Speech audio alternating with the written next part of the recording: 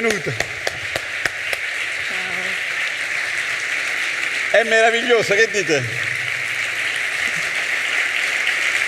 Sono tutti tuoi per 21 minuti.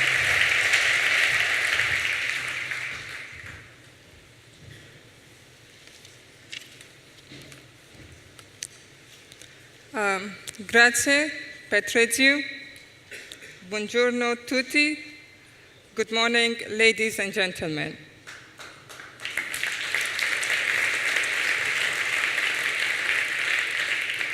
It was all my Italian, so I'll start English. Thank you very much for providing me the opportunity to share some of my stories with you today. When I was first invited to speak 21 minutes about myself, I was a little bit nervous. I asked myself, do I have enough to say in 21 minutes about my 27 years of life? But today, you can't imagine how much it scares me when I see 21 minutes sign here and 21 minutes sign on my back. So I still have the dare to talk.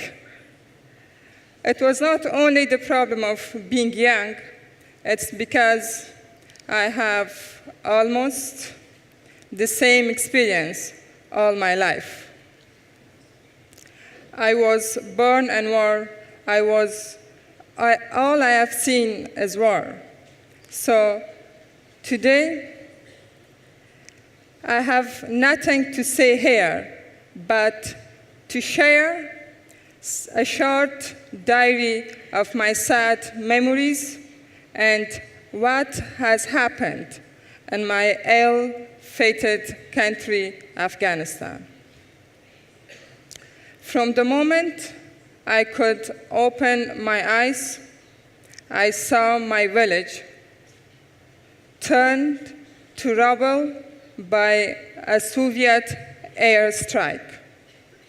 From the moment I could hear, I listened to the sounds of bombs, rockets, guns, and to the screaming of helpless women and orphan children.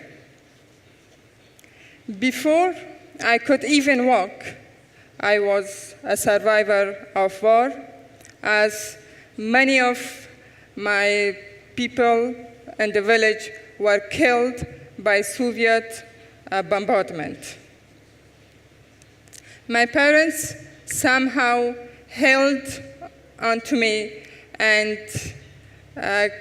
carried me on their shoulders to escape and run away and take refuge in Iran.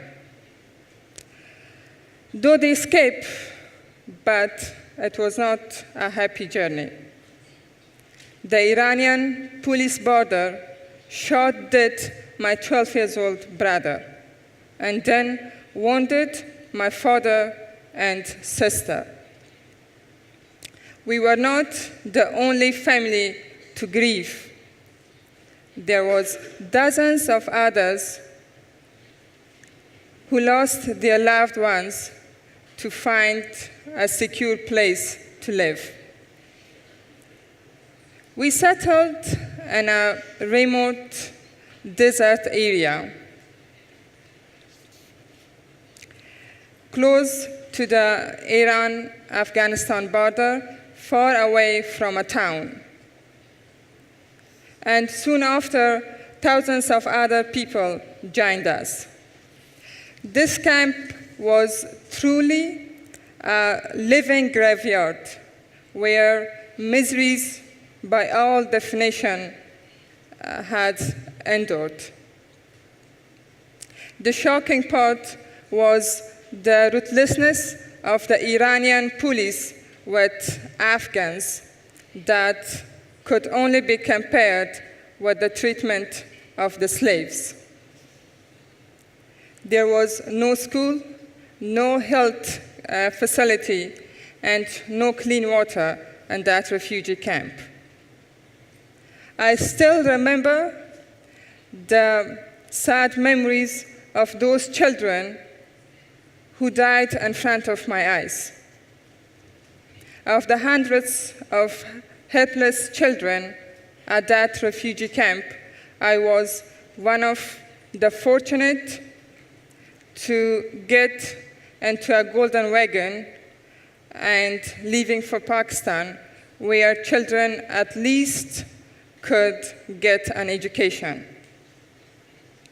Leaving my parents behind, I joined around 500 of girls my age.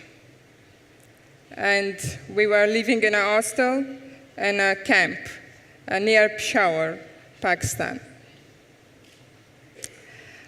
I spent almost 5 years in that refugee camp without seeing my parents. This golden time continued when I moved to another camp run by a group of passionate Afghan women. There, I experienced completely a new life.